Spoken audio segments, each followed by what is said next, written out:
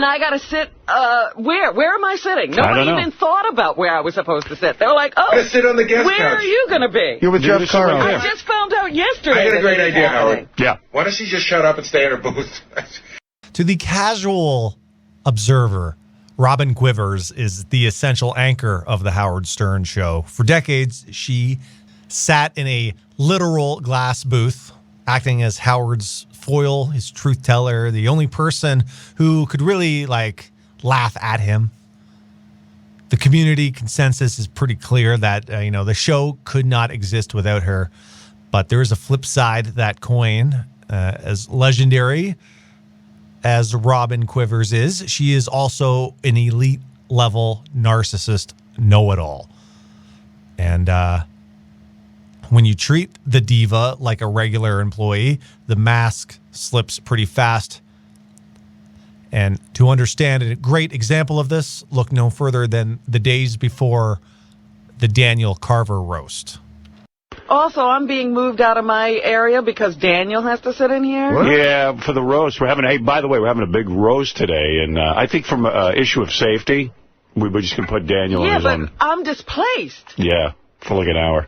For like an hour, but I can't work, and then I got to sit out there. Yeah. Well, just look at the morning that they were preparing the roast. March 29th, 2006. They're preparing a roast for Ku Klux Klan member Daniel Carver. Because of security reasons, the idea behind the roast was to have a bunch of black guys roast a member of the KKK. So the morning starts in a typical early serious days kind of morning. Howard bitching about how he ruined his voice working out. Evil Dave is there. He's bombing pretty badly. Howard tells him he doesn't even want to look at him. I'm sure at one point Howard bitches about the CBS lawsuit because, that takes up a good chunk of the spring in 2006. But the real drama ignites when Gary Dell'Abate drops a reasonable request or demand, depending on how you look at it. He's saying Robin has to vacate her studio, her little booth, for an hour so Daniel Carver can sit in there during the roast. Okay. Now he's mouthing off because he forgot to tell me that he was doing that. No, we told everybody. Robin, I'm sorry that your 24 hours isn't enough notice to move your purse. 24 hours? We came to you and asked. You wouldn't tell me anything.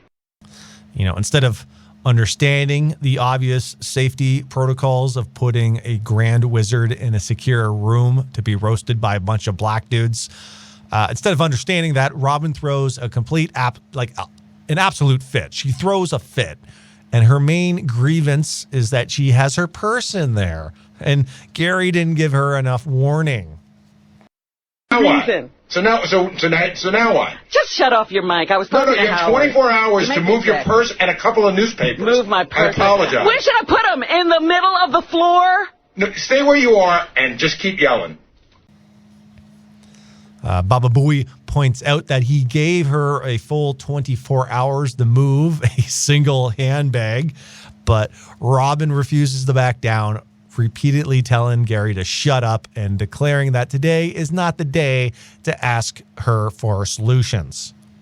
No, he's right. Wait, do you want to stay in your booth? Where are you going to put Daniel? You bring a maniac in. I don't know. Where are you going to put him? Robin, what's your solution besides yelling? Look, today is not the day to ask me for my solution. Okay, starting yesterday, what's your solution? Starting yesterday. I mean, all you're doing is yelling, but you have no... You are in my ear like a headache. Would you leave me alone? I would say if you hadn't dried up, I would think you're on the rag. Shut up! Of course, the best is when listeners start calling in to mock her. One caller tells her to stop crying because...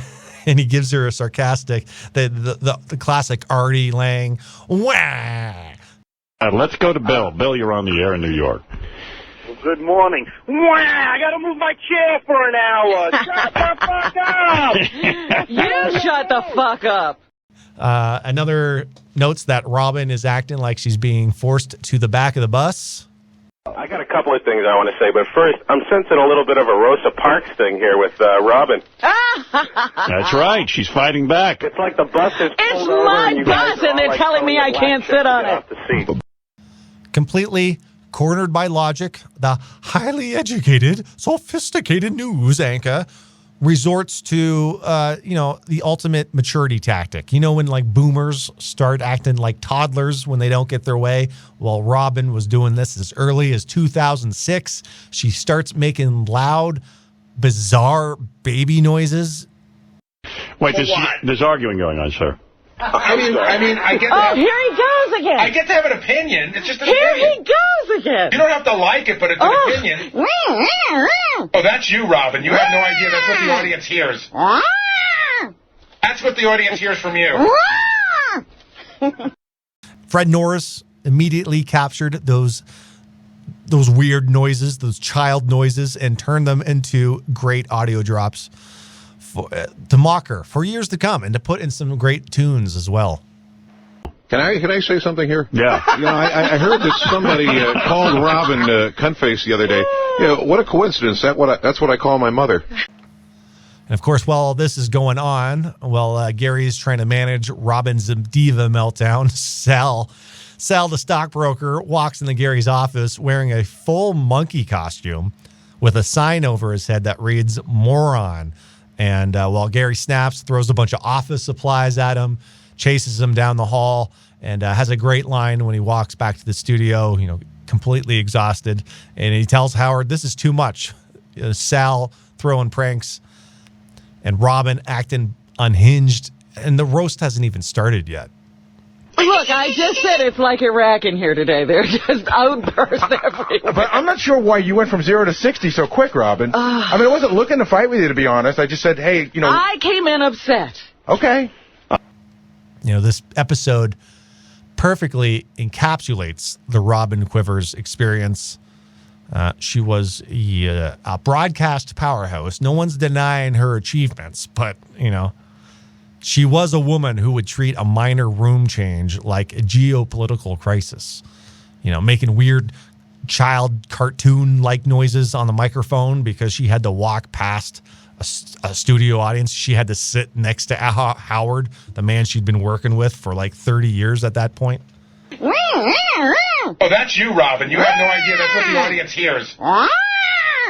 That's what the audience hears from you. It's the exact mix of high-class dignity and petty, unhinged narcissism that made her irreplaceable. Just made her just a, modern podcasts tend to have agreeable co-hosts who nod along. The Stern Show had a woman who would go toe-to-toe with the producer because she didn't want to abandon her purse. She didn't want to carry her purse. Well, we remember.